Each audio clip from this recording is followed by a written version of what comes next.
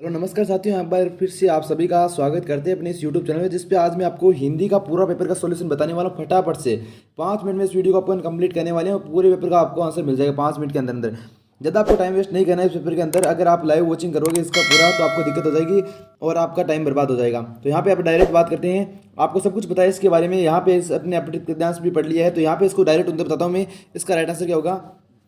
तो यहाँ पे मैं बता दूँ इसका राइट आंसर आपका पहले का होगा, जो आपका ऑप्शन दिया गया है पहला भय। तो इसका राइट आंसर क्या हो जाएगा साथियों, पहले का भय हो जाएगा। बात करें साथियों दूसरे, एक देश में दूसरे देश के लिए भय के कारण हो सकते हैं। दूसरे का राइट आंसर हो गया आपका स्थायी। क्या हो सकते हैं साथियों, स्थायी हो सकते हैं। बात करते हैं तीसरे का उत्तर क्या हो जाएगा, संबल व निर्बल देशों के बीच में अनुरोध चल रही है। तो यहाँ पे तीसरे का उत्तर आपका हो जाएगा शोषण की प्रक्रिया का, शोषण की प्रक्रिया का। चौथे का उत्तर बात करते हैं छात्र वर्ती से भिन्न है। तो यहाँ पे चौथे का उत्तर होगा वर्ण व गति से भिन्न है, वर्ण व गति से भिन्न है। तो यहाँ पे बात करें साथियों पांचवा प्रश्न आपका आता है, उच्च व पवित्र आदर्श की किसकी प्रतिष्ठा आवश्यक है। तो यहाँ पे बात करते हैं छात्रों साक्ष्य छंग की। तो यहाँ पे बात करें अगला प्रश्न आपका, पठित काव्यांश को पढ़कर इसका आंसर देना है। तो यहाँ पे उचित काव्यांश का शीर्षक क्या होगा साथियों, बचपन होगा। किसके बारे में बात की है, बचपन के बारे में बात करती है। यहाँ पे देख सकते हो यहाँ पे बचपन आता है, यहाँ पे 2 या 3 बार यहाँ पे बचपन हमारा बचपन। तो यहाँ पे इसका राइट आंसर क्या हो जाएगा साथियों, बचपन हो जाएगा।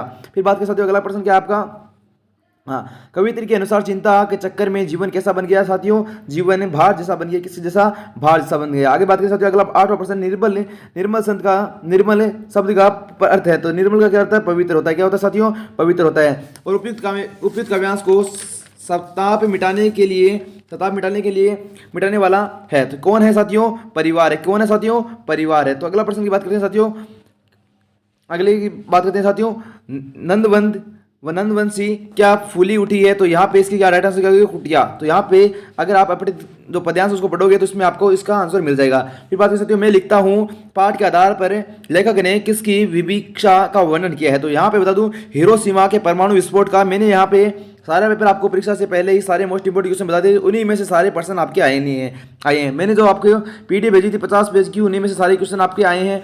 बहुत सारे बच्चों ने मेरे को कमेंट करके बताया है, तो वहाँ से पर्सन आपके आए हैं। तो आप व्हाट्सएप ग्रुप जरूर से ज्वाइन कर लेना, ताकि आपको सारे प्रश्न के उत्तर और परीक्षा से पहले ही आपको मिल जाए।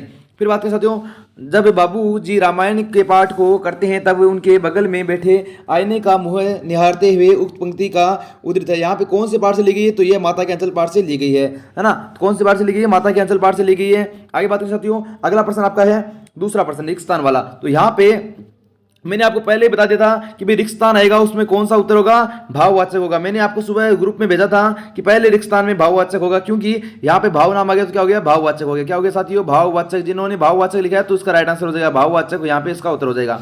फिर बात है साथियों, ऐसा सर्वनाम जिसका उपयोग वक्ता या लेखक स्वयं के लिए करता है, तो वहां कौन सा होता है, निजवाचक। निज मतलब खुद के लिए करता है तो कौन सा होता है, निजवाचक सर्वनाम। कौन सा होता है, निजवाचक। क्या कहलाते हैं साथियों, निजवाचक कहलाते हैं। क्या कहलाते हैं, निजवाचक कहलाते हैं। आगे बात समझ। फिर बात है साथियों, जिस वाक्य में क्रिया का प्रभाव का फल कर्ता पर पड़ता है, तो वहां से कौन सी क्रिया होती है, सकर्मक, है ना। कर्ता पर पड़ता है कौन सी होती है, सकर्मक क्रिया होती है, सकर्मक क्रिया होती है ना। अगला प्रश्न, विशेषण के उपभेद होते हैं, परिणाम वाचक विशेषण के कितने उपभेद होते हैं, 2 उपभेद होते हैं। कितने होते हैं साथियों, 2 होते हैं। फिर बात करें साथियों, हिंदी भाषा के मुख्यतः कितने प्रकार उपयोग में विभाजित है, तो 11। कितने में साथियों, 11 में। आगे बात समझे। और वे प्रत्यय जो धातु एक क्रिया के अंत में लगकर ने शब्दों का रचयिता करते हैं, उसे कौन सा प्रत्यय कहते हैं, कर्तृ प्रत्यय। कौन सा कहते हैं, कर्तृ प्रत्यय कहते हैं। फिर बात कर सकते हो अगले आपको जो यण संधि परिभाषा वाले क्वेश्चन है वो भी आपको मैं बताने वाला हूँ वीडियो में। भाषा देनी आपको क्या देनी साथियों, यण संधि की परिभाषा। तो यहाँ पे बता दूं यण संधि की परिभाषा ये है, जब हवस या फिर दीर्घ या ई या फिर ई के बाद कोई असमान स्वर आए तो ई या ई का ई या फिर ई का ये या फिर ऊ या फिर बड़ा ऊ के स्थान पर वह या फिर का रह हो जाता है। यण संधि कहते हैं। तो यण संधि की आपको परिभाषा होगी। उदाहरण आपको लिखना है। उदाहरण आपको यहाँ पे अति प्लस क्या हो गया, अत्यंत आपको उदाहरण हो गया। यदि प्लस अप यदि अपी है ना, तो ये आपके उदाहरण हो गए। तो यहाँ पे आपका ये यण संधि परिभाषा वाला हो गया। अब आगे बात करते हैं साथियों, द्विगु या फिर द्वंद्व समास में आपको अंतर।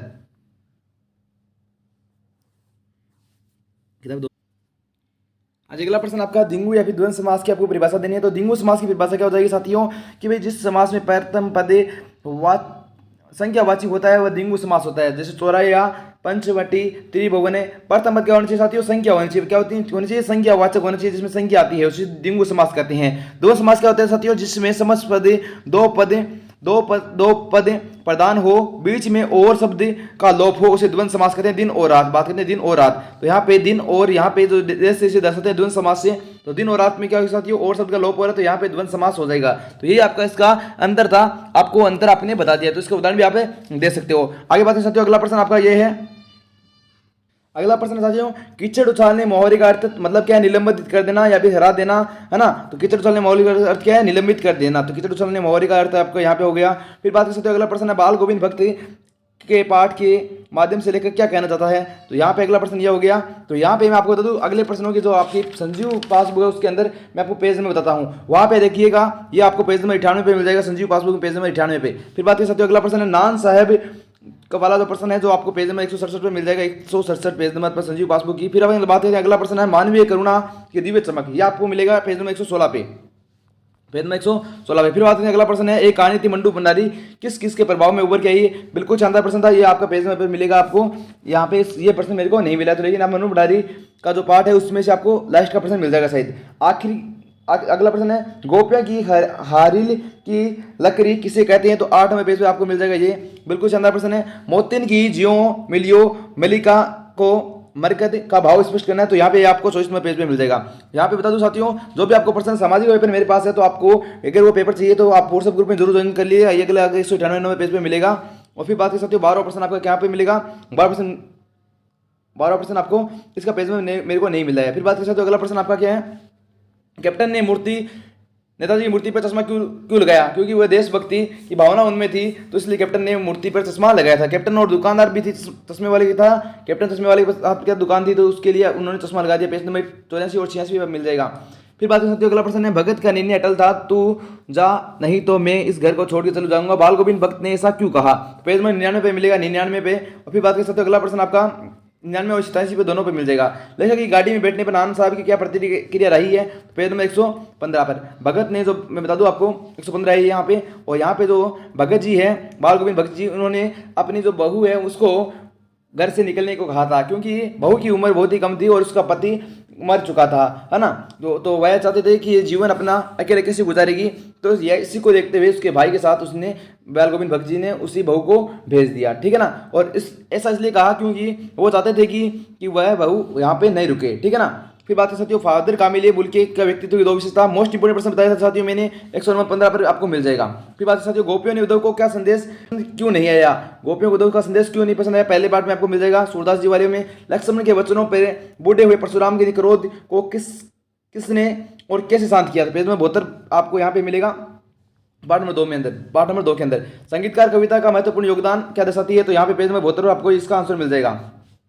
फिर बात कर साथियों, अगला प्रश्न आपका पेज नंबर 190 पे मिल जाएगा, इसका आंसर आपको 190 पे मिल जाएगा, ठीक है ना साथियों। इस प्रकार से आपका पेपर था और सारे क्वेश्चन के मैंने यहाँ पे बता दिया लगभग, जो आपके बुक से थे, है ना, उनका भी मैंने यहाँ पे पूरा मैं अगर बताऊंगा तो वीडियो लंबा हो जाएगा, आपका भी टाइम बर्बाद होगा। तो मैंने पेज में बता दिया, आपके कोई भी इच्छुक विद्यार्थी तो देख सकता है। 179 पे मिलेंगे, 171 मिल जाएगा इसका आंसर। और यहाँ पे बता दूँ, इसका पेज नंबर 60 पे मिल जाएगा, इसका पेज नंबर 1 पे मिल जाएगा। सूरदास जी का जीवन परिचय पेज नंबर 1 पर, है ना।